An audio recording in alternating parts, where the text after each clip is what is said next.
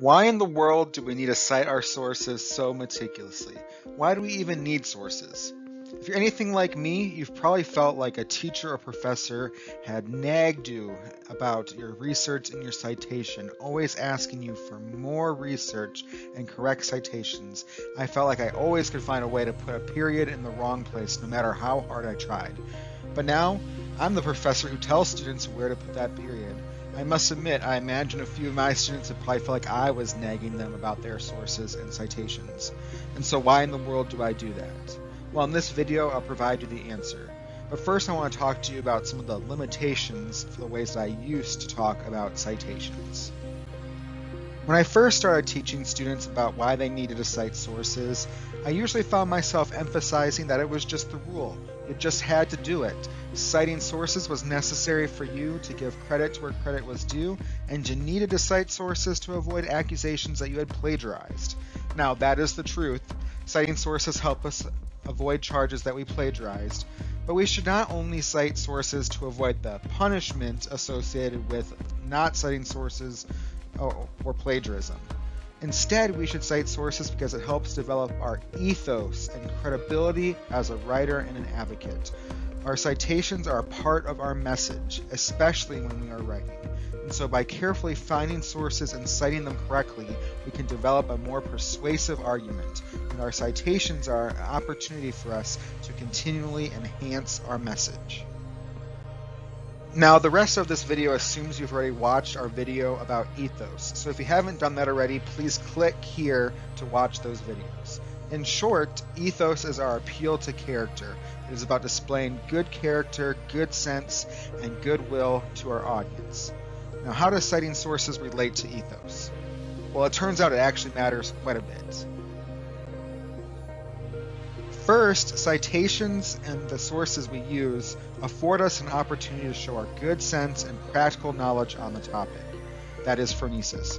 Imagine that someone is giving a presentation and they've only referenced one source and they're trying to generate a broad conclusion about a topic.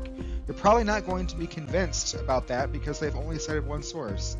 The lack of citations makes it so we do not think they have good sense. And worse, perhaps we think they have bad sense because they've only used one source to try to draw a really broad conclusion that their data does not support.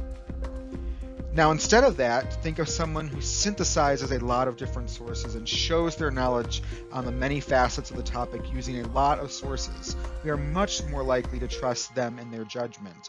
And our references are a way for us to show our audience how much data we had and how much data we distilled before trying to draw a conclusion. Now let's consider arete or good moral character.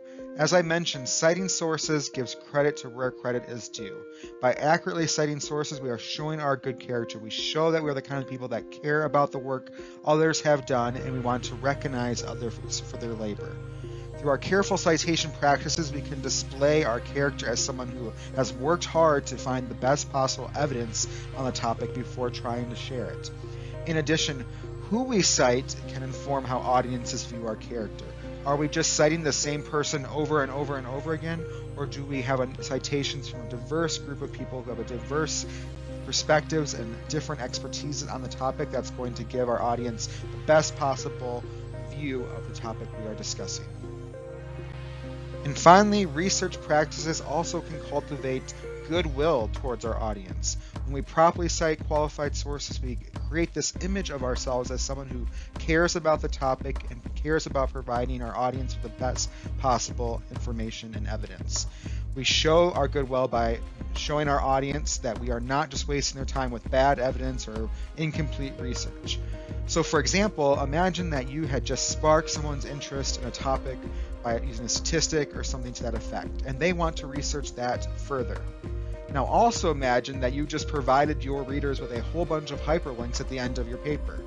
Now the reader has to sift through a whole bunch of different sources to try to figure out where that information came from, and that can be frustrating and time consuming, and it just shows your reader that you did not care about providing them the best possible information.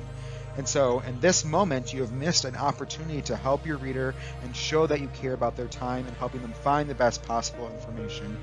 And you could have done that by properly citing evidence, making it easier to find the sources using appropriate citations in alphabetical order at the end of your paper.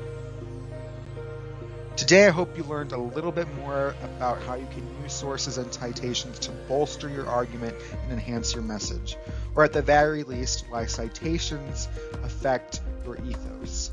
Careful attention to your citations matters more than just avoiding accusations of plagiarism.